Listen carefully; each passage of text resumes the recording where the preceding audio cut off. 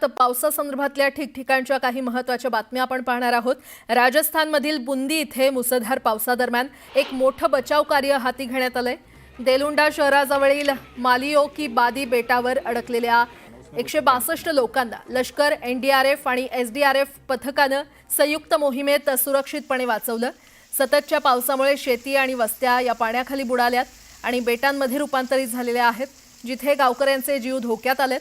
प्रशासन आणि पोलिसांच्या आवाहनावरून तिन्ही पथकांनी बोटी वापरून 6 तास सतत काम केलं आणि सर्व गावकऱ्यांना सुरक्षित ठिकाणी नेलं।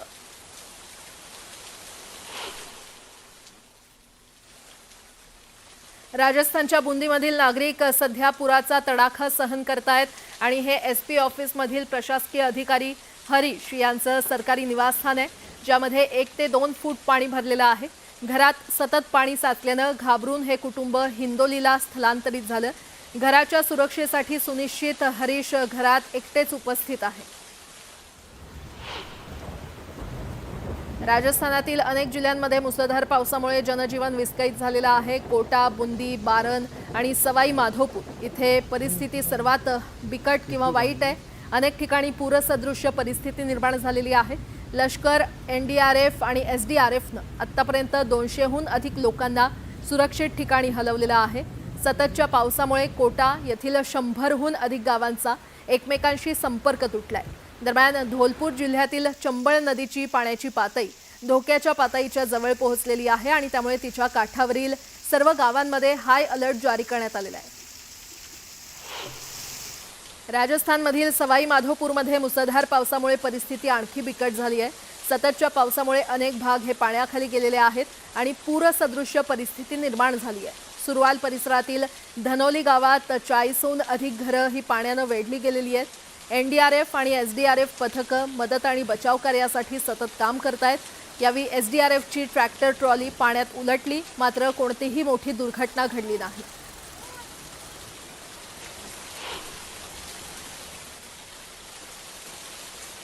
तर दुसरीकडे सततच्या पावसामुळे जयपूरच्या आमेर किल्ल्याची 200 फूट लांबीची भिंत कोसळलेली आहे। या अपघातामुळे तिथे हत्तींच्या सेवेवर बंदी घालण्यात आलेली आहे।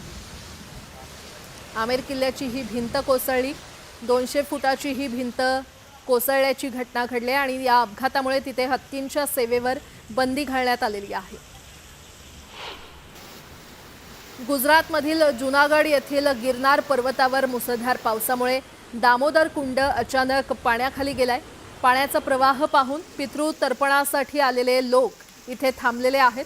सुरक्षेच्या कारणास्तव दामोदर कुंडात लोकांना प्रवेश करण्यास सध्या बंदी आहे, तर तिथे कडक पोलीस बंदोबस्त ठेवण्यात आलेला आहे।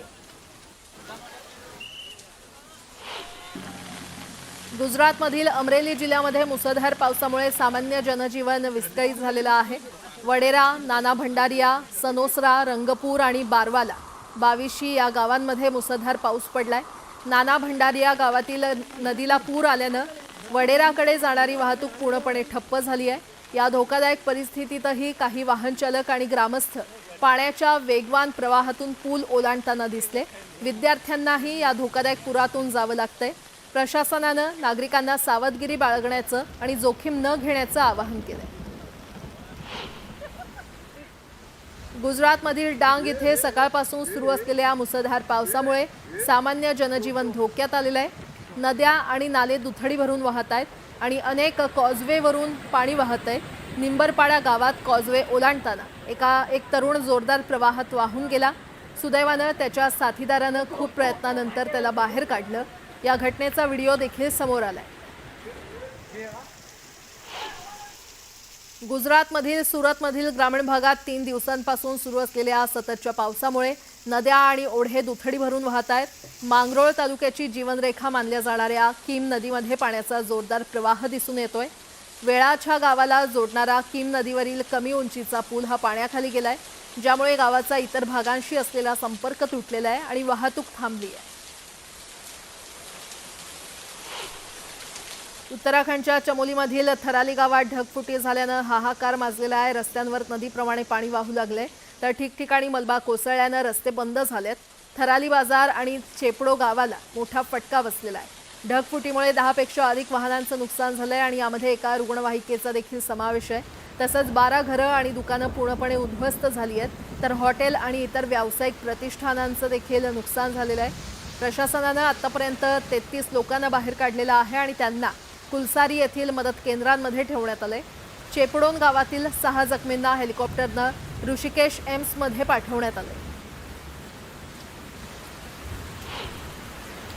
उत्तराखंडच्या उत्तरकाशीच्या स्यानाचट्टी इथे पावसामुळे तलाव निर्माण झाला होता. या तलावातील पाणी पातळी आता कमी झालेली आहे. दरम्यान या तलावानं परिसरात हाहाकार माजलाय. हॉटेल, घर आणि सार्वजनिक इमारतीचं मोठं नुकसान झालेलं आहे. अनेक घरांमध्ये मलबा घुसल्यानं घरातील साहित्यांचं देखील मोठं नुकसान झालेलं आहे.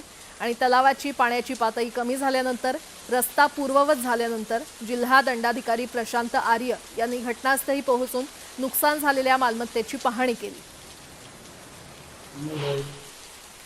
उत्तराखंडच्या यमुना घाटीच्या राणा गावात रात्रीच्या सुमारास जोरदार पाऊस झाला. पावसाचा जोर अधिक असल्यानं गावाच्या शेजारून जाणाऱ्या नाल्याला पूर आलाय. दरम्यान पुराच्या पाण्यात मोठ्या प्रमाणात मलबा लोकांच्या घरात आला. पुराचा धोका घरांना जाणवत असल्यानं नागरिक भीतीच्या छायेत आहेत. उत्तराखंडमधील नैनितालमध्ये एक मोठी दुर्घटना टळलेली आहे. कोटाबाग कालव्याच्या साफसफाई दरम्यान अचानक ढिगारा पडला, ज्यामुळे 2 कामगार त्यामध्ये गाडले गेले. अपघाताची माहिती मिळताच स्थानिक नागरिकांनी तातडीनं बचाव कार्य सुरू केलं आणि दोन्ही कामगारांना सुखरूप बाहेर काढलं. या घटनेनंतर परिसरात गोंधळ उडाला, मात्र वेळेवर मदत कार्य केल्यानं दोघांचेही प्राण वाचलेले. प्रशासनानं घटनास्थळी पोहोचून परिस्थितीचा आढावा घेतला आणि कामगारांना सुरक्षित ठिकाणी नेलं. मध्य प्रदेशातील खरगोन जिल्ह्यातील बरवाह इथे एक मोठा अपघात टळला. संध्याकाळी उशिरा केंद्रीय विद्यालयाच्या सुमारे 15 मुलांनी भरलेला टेम्पो गंगोर घाट पडाली नदीच्या पुलावर पाण्याच्या जोरदार प्रवाहात घसरला. टेम्पोचं मागचं चाक हे पुलावरून घसरलं. सुदैवानं घटनास्थळी उपस्थित असलेल्या नागरिकांनी टेम्पो पकडला आणि मुलांना सुरक्षितपणे बाहेर काढलं आणि त्यांना पूल ओलांडण्यास मदत केली. या दरम्यान सायकलवरून जाणारा एक मुलगा पुलावरून घसरल्यानं आणखी एक अपघात टळला, मात्र स्थानिक लोकांनी त्यालाही वाचवलं. उत्तर प्रदेशच्या मिर्झापूर जिल्ह्यामध्ये मोठी दुर्घटना घडली आहे. जमालपूर पोलीस स्टेशनच्या हद्दीमध्ये डवक पास पुलावरून एका ऑटो रिक्षा वाहून गेलेली आहे. ऑटोमध्ये 6 प्रवासी होते. 5 जणांना सुरक्षित बाहेर काढण्यात आले, तर एका महिलेचा दुर्दैवी मृत्यू झालाय. चंद्रप्रभा धरणातून पाणी सोडल्यानं पुलावरून पाणी वाहत होतं. उत्तर प्रदेशातील अयोध्या इथे शरयू नदीची पाण्याची पातळी झपाट्यानं वाढते आहे. वरच्या भागात मुसळधार पावसामुळे नदी आता इशारा पातळीच्या वर आणि धोक्याच्या चिन्हापेक्षा फक्त 9 सेंटीमीटर खाली वाहते. परिस्थिती पाहून प्रशासन हाय अलर्टवर आलेलं आहे. शरयू घाटावर SDRF पथक तैनात आहे आणि भाविकांना खोल पाण्यात जाण्यापासून रोखलं जातंय.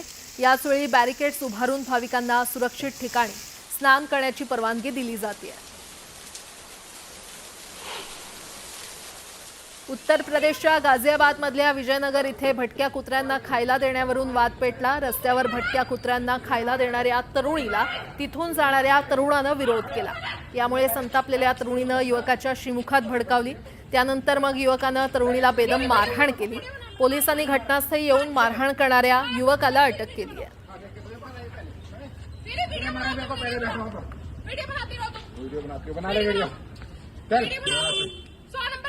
कर ले 100 नंबर पे मैं करता हूँ 100 नंबर पे